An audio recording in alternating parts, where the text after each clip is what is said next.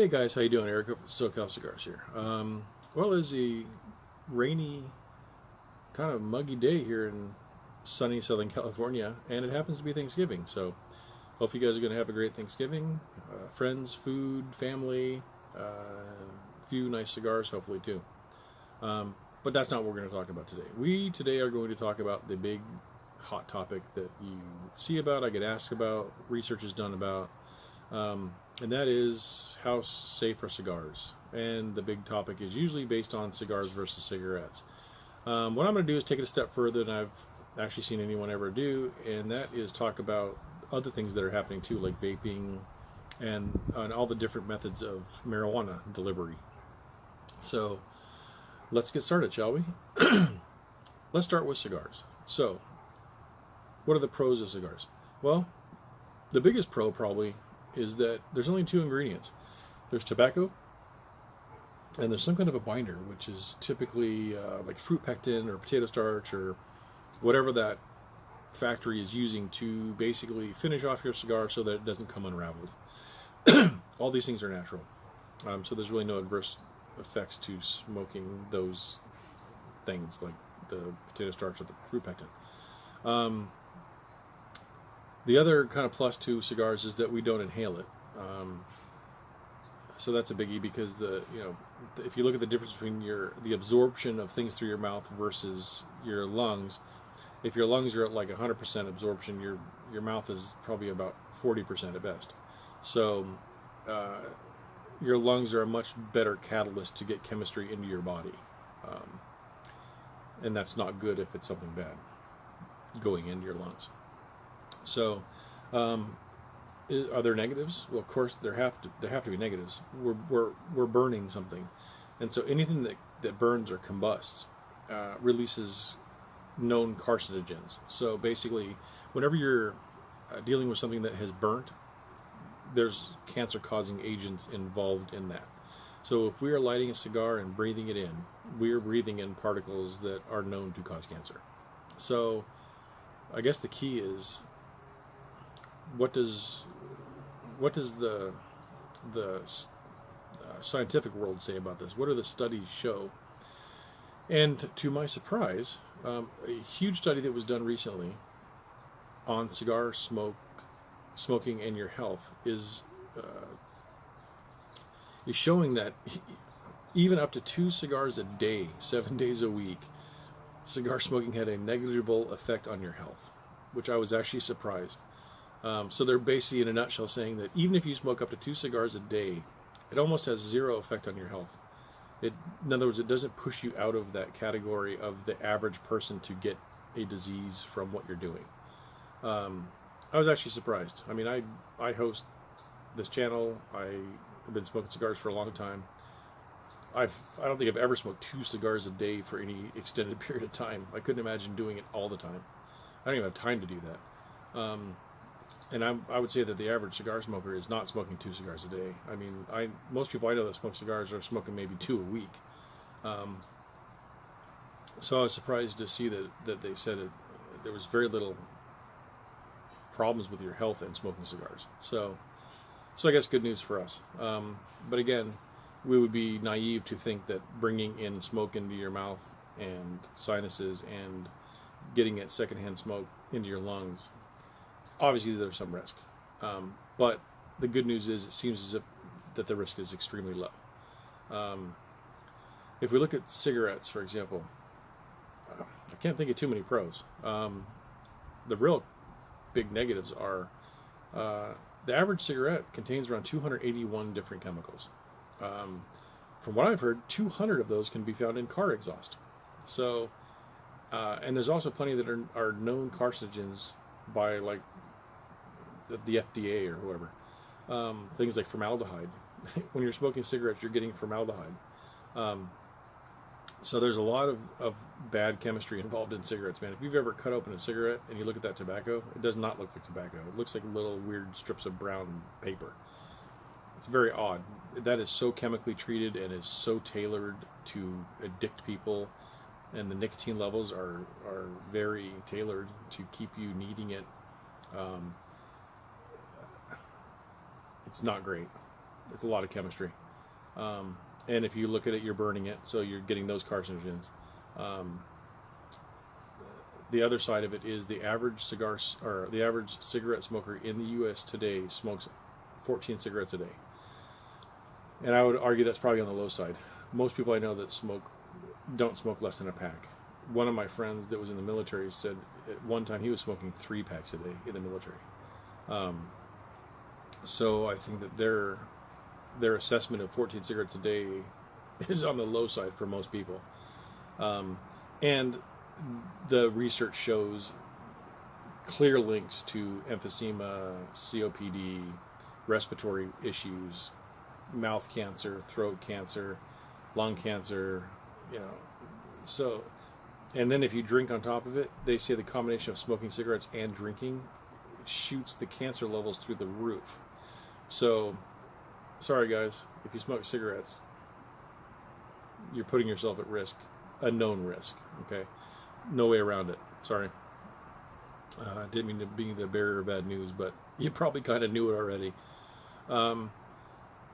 So cigarettes compared to cigars clearly are safer. Vaping. So here's the thing about vaping. A lot of the downside of vaping right now is that the jury's still out on some of the stuff because it just hasn't been around long enough to see the bad effects. But what they're already seeing in at least the last 10 years is what they're calling popcorn lung. And what that is the chemistry that you're breathing in to be able to vape is causing different changes in the air sacs in your lungs that are inhibiting the transfer of carbon dioxide and oxygen. So what that basically means is it's inhibiting your body's ability to absorb and get rid of the oxygen and carbon dioxide that it needs to absorb and get rid of. That's a real problem when you want to breathe. So what they're doing is they're basically taking a flavoring and nicotine, and they have to suspend it in some kind of a catalyst that can be atomized. So what that means is that there's basically a little heating rod sticking out in these vape rigs, and when the liquid goes to it, it atomizes it or it vaporizes it. That's why it's called vaping. It vapes it or turns it into a vapor that you're then able to breathe in. So the problem we already can see is that you are breathing in chemicals that I think are pretty similar to what they use like in a fog machine. So when the FDA does research on some of this stuff, a lot of times, just so you know, when the FDA does research on something, they only do research on if you ingest it. So you have to eat it. And a lot of times what they're saying is something might be safe when you eat it, but they don't know what it does to you when you heat it up to 420 degrees and inhale it into your lungs. That's a different thing. They're not necessarily testing for that all the time. They're usually testing things based on you eating it. So when you're basically using the same weird chemicals that they use in fog machines to suspend the flavoring and the nicotine and then bring it into your lungs, and especially in the volume of smoke or vapor that you're bringing into your lungs and the frequency, man, I watch people that vape. It is like a freaking volcano cloud coming out of their mouth, and they're hitting it and hitting it and hitting it and hitting it.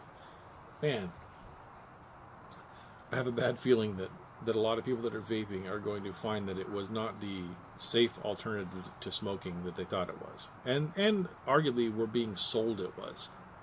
I think that that even though the jury's kind of out on some of the research, I think that the little bit of research that's trickling in is not looking good for vaping.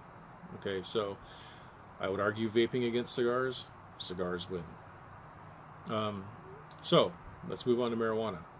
I personally don't use marijuana. The few times I ever did in my life, it wasn't really for me. I would rather go get a beer and go do something than most of the people I knew that were smoking pot at the time just kind of sat around, and it always seemed kind of boring to me. That being said, though, there's a lot to do between like medical marijuana and recreational, and I think the strains nowadays are a lot different than when I was younger, and you can really tailor it to ones that are can give you more energetic feelings and things like that. So with the hybrids and the different strains that are out there now, you can really tailor it to what you're looking for. But let's talk about the methods in which you can use it. Good old-fashioned method: joint, pipe, bong. Right? you're burning the herb. So you're already, as you have already probably guessed, you're inherently getting the issue of you're burning something carcinogenic. Okay, so you're not getting away from the fact that you are burning, even though it's natural herb, you're burning something, and that's going to cause carcinogenic particles. The second problem that a lot of people don't realize about marijuana, and I've read a lot of research on it recently, is that a lot of manufacturers are failing for pesticides. So a lot of these companies will say, we're only at a Humboldt, and we only grow the best, we grow organic, it's clean. And then they're being tested by a third-party company who tests for pesticides, and they're fail, pass, fail, pass. So in the end, if they get any fails, they failed, because they're claiming there's no pesticides. That's kind of the problem. Anyone that knows me knows I'm no fan of the government, especially their overreach and how they overregulate everything. You know, I always say, if you want to really screw something up, get the government involved. But that being said, the marijuana industry right now is kind of in its infancy in the way it's coming out into California, Colorado, things like places like that. Now Canada is legalizing it. It's not regulated. So these manufacturers can say, we got the cleanest stuff in the world, there's no pesticides, this basically is just like breathing in, you know, angels and unicorns, you know, and they can be lying through their teeth. It could be filled with crap, and there's no one to hold them to that. They can claim whatever they want, and you just got to kind of trust them. So do your research, you know, because a lot of strains pass, a lot of strains fail. So if you're smoking a certain strain of weed, go do the research, find out how they're manufacturing it, you know, growing, and if they're using pesticides, if they're using it, you know, a lot of times if it's an indoor grow, they can control pests in a different way. So you can get healthier strains. But remember, you're not avoiding burning it. So then we move on to, let's say, vaping oil for marijuana. So what you're doing there is you're trying to just get the THC and the CBD aspects, which the THC is the part that makes you feel high, the psychotropic effect. And then the CBD is the part that is therapeutic, like pain relief, anxiety relief, relief from depression, things like that, seizure relief. So that's kind of the medical side of it, where the THC is kind of the recreational fun side of it, for those that like getting high. Here's the problem, because you're thinking, oh man, it's just the oil, it's concentrated, it's got to be great. Well, here's the problem. They take the bud, and then they actually use chemicals similar to lighter fluid to extract the oils out of it, like the THC and the CBD. Then they have to go through like a 3-part cleaning process to try to get those chemicals back out of the oil they've extracted, which they can't ever do completely. So regardless, you're getting, sorry, it is cold. So regardless, you're getting some of those chemicals in the oil. Then the second problem arises that the oil that they extract and process is now too viscous, it's too thick to atomize. So they need to cut it with another chemical to make it thinner, so that the little rod that heats up can vaporize it so you can inhale it. So there's another problem. You're getting back into the same thing with the popcorn lung and the weird catalyst chemicals that they're suspending this stuff in to get it to burn, to get into your body. So now you've got 2 problems. Okay, then there's the third one, pesticides. So by using vaping oil, you've got the original extraction process chemistry, you've got the thinning it out chemistry, and you've got the pesticides. So take it for what you want. The other problem is if they're doing that and turning it into like just the oil, you're still getting the same problem, you're just not burning it. The only process I've seen is where they actually press the oil out of the marijuana leaf, and they turn it into what you call wax or dabs, which you could then burn into a little heated bowl, and it just vaporizes it through the heat. And it's basically, if you've never seen it, it just looks like a little piece of, well, it can come in little sheets, but it looks, you just break off a little piece of wax and you put it into a little heated bowl, and it vaporizes. But you're still not avoiding 2 things: pesticides, and you're burning it. Okay, so no matter what method you're looking at, you're going to get something. I mean, to me, really, the worst is the oil, because you're getting all 3 problems. So I guess you can just keep whittling it down. And edibles are the same thing. They have to extract it somehow, and you're still not avoiding at least the pesticide part. So if you look at all the methods that people are using to do marijuana right now, I would argue the best one that I've seen would be dry vaping. So what that means is or they call it dry herb vape, and you actually get a little vaping unit that has a little, what they call an oven, that's either quartz or ceramic. And what they do, you take your big bud and you put it into a grinder and you grind it down into little particles that you put into this little oven, put the cap on it, and you turn the unit on, and you can increase it up to 420 degrees. Cute. But anywhere between 375 to 385 is what they say is really all you need.